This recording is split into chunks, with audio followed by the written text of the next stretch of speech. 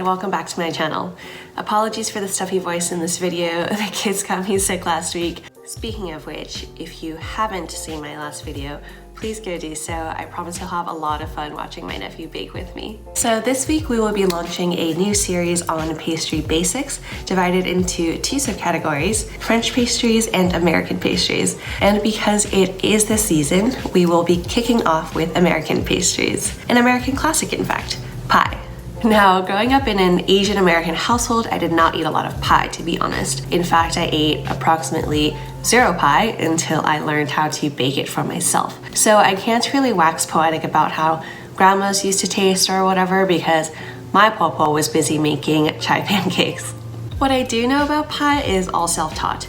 Basically, by eating a lot of pies, in the name of research of course, discerning which characteristics I liked, and then baking a lot of pie recipes to figure out how to achieve those results. And for me as a pastry chef, there's always this tension regarding pie, because on one hand, it's so rustic and unpretentious, and sometimes I just really want to leave it like that, like pure and untouched. And other times it seems like the perfect canvas to get really creative on. So let's see what we can come up with today. The first thing we need to make is our pie dough so that it has adequate time to chill. We're going to start by dicing 1 cup or 230 grams of unsalted butter into 1/2 inch cubes. For easy reference, my thumbnail is about 1/2 inch. Once the butter is completely diced, I'm going to chill it in the freezer while we scale out our dry ingredients. We're going to need 260 grams of all-purpose flour, 15 grams of sugar, and 1 teaspoon of salt. Whisk to combine and set aside. If you live in a very hot area, you can even keep this dry mixture in the refrigerator. Next, put some ice cubes in a 1/2 cup measurement and fill it to the top with cold water. You can set this aside in ambient temperature or in the refrigerator as well, depending on your environment. Next, we're going to grab our butter and flour from their respective chill chests and begin to cut the butter into the flour. Use your fingertips to simultaneously squish the butter and break it up. Continue this process until the butter chunks are roughly the size of lima beans. Once you've finished, it should look something like this. Don't be alarmed if the butter chunks are bigger than you're used to for making pie dough. We are going to be rolling and folding the dough on itself, so we need the butter to be a little bit larger than normal. If the flour and butter have warmed up by this stage, don't be afraid to chill the bowl again before moving on. Otherwise, gradually incorporate the ice water by folding it in with a rubber spatula. Pie dough is notorious for hydrating unevenly, so be sure to moisten only the bits that look dry as you continue to mix. I like to test the hydration of my dough by squeezing a few clumps together. If properly hydrated, they will stick together and not fall apart, like this. Divide the dough in two by weight if you can, and wrap each half in plastic. Refrigerate for a minimum of 2 hours or until cold, to a maximum of overnight. Next, we're going to prepare our pie filling, which in this case will be apples. For my 9x9 inch tart pan, which I'll be baking the pie in today, I used about 2.5 Granny Smith apples. Cut the apples into small wedges, about 6 slices per half apple, and place them into a bowl.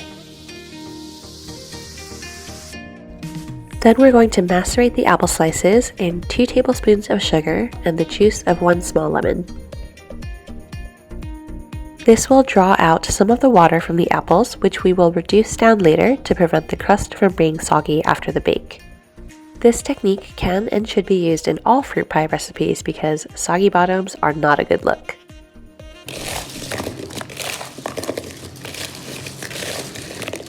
Once the apple slices are evenly coated in the lemon juice and sugar mixture, transfer them to a strainer or colander over a bowl and let them hang out for about 90 minutes. Then we're going to flour our surface the way that we spoke about in episode 1, which is to say the method displayed on the left side, and to begin to roll out one of our chilled pie doughs into a long rectangle. Flour the surface as necessary to prevent the dough from sticking, and make sure to mush back any bits of cold dough or butter that might crumble off. While it is true that pie dough typically necessitates a bit more flour than any other pastry dough, and you'll see a lot of bakers using the farine method to roll out their pie doughs, I still believe that the less flour you use, the better for the final product. This first dough was a little bit too cold out of the refrigerator, so you can see that crumbling action happening quite a bit here. Once you have a long rectangle, fold the dough into thirds and then roll it out again into your final desired shape, whether this is a circle or in our case today, a square. Folding our dough into thirds is essentially laminating our pastry, which is the process of creating layers of butter in between layers of dough. This is the same process responsible for creating all of that wonderful flaky goodness in croissants and puff pastry.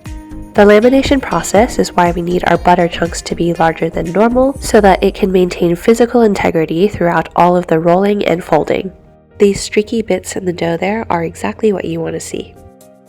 This dough will be our bottom crust, so we're just going to make sure that it's wider than our tart pan by at least an inch in every direction. Once it's the right size, we're going to put it on a sheet pan and allow it to chill in the refrigerator while we roll out the other dough.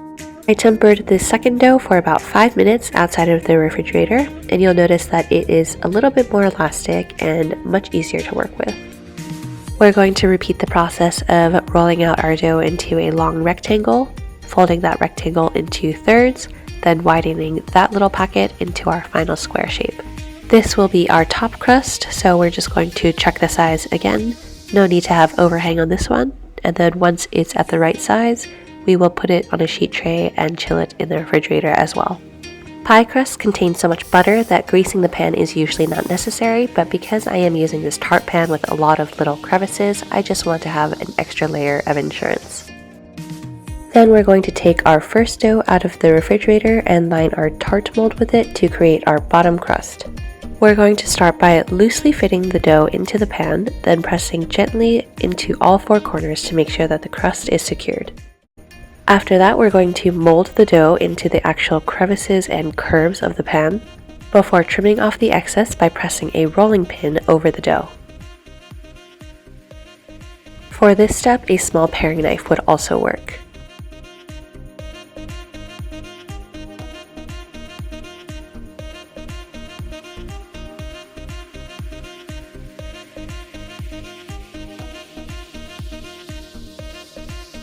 Once your bottom crust is done, return it to the refrigerator to allow it to chill while we work on the top crust. For our top crust, we're going to mark the dimensions of the tart pan by lightly pressing the pan into the dough. I unintentionally had to do it twice because I couldn't see one of the edges after my first press. Then we're going to take a sharp xacto knife and start to carefully cut out thin squares.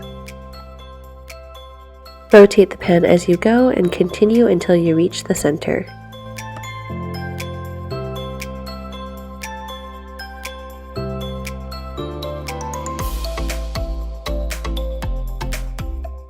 Once all the squares are cut out, we're going to return the sheet tray to the refrigerator to chill while we finish our filling. By this time, the macerated apples should have given up some of their liquid, and we're going to transfer that liquid to a small pot to reduce later.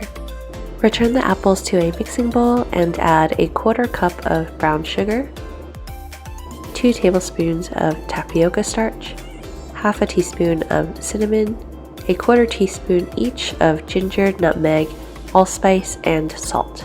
Mix to combine and set aside.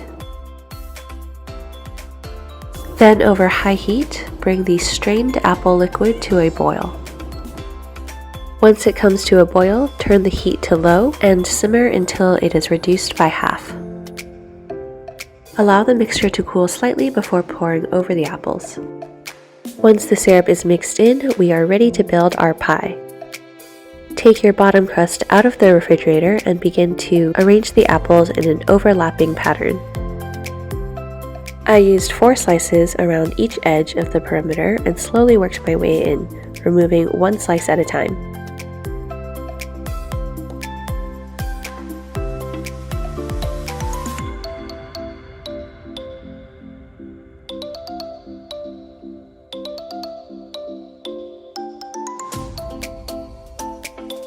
For the center, I cut 2 slices of apple in half and used those halves to fill in the space.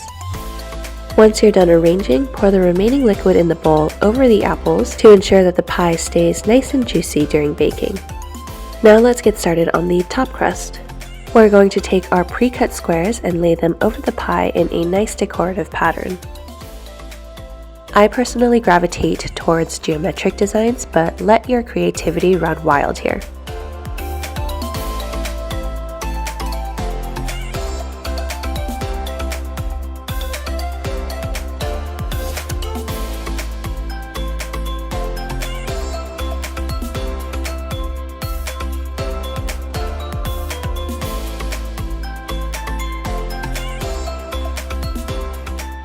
Once we're done with the top crust, we're going to return the pie to the refrigerator to chill for at least 30 minutes.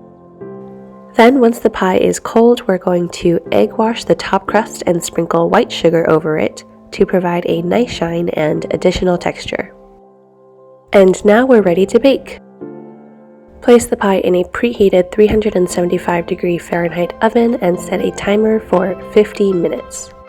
Rotate the pie halfway through to ensure even browning. Once the 50 minutes have elapsed, watch out for the steam facial, remove the pie from the oven and allow it to cool completely before cutting. And now for a little decoration because I just can't leave well enough alone. I like to use these edible metallic powders and a simple arts and crafts brush to add some luster and shine to our top crust. If girls and guys can use highlighter on their faces, why can't pie? To be sure, this is definitely not a compulsory step, but I must have been a magpie or a gold digger in some other life because I just really love shiny things.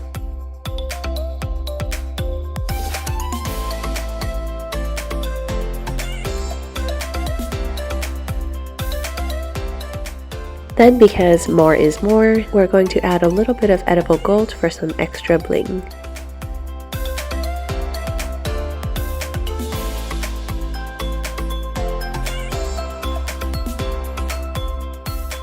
And there we have it, our newly minted geometric apple pie.